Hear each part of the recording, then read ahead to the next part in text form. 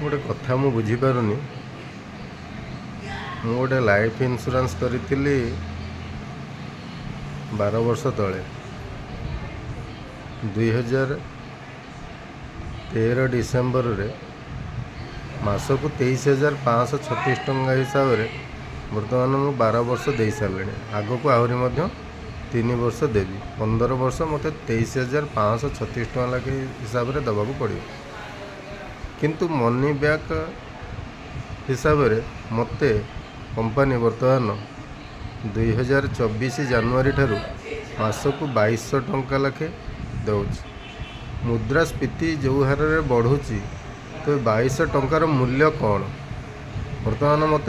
company 2200 टंका लखे 15 वर्ष दब आउ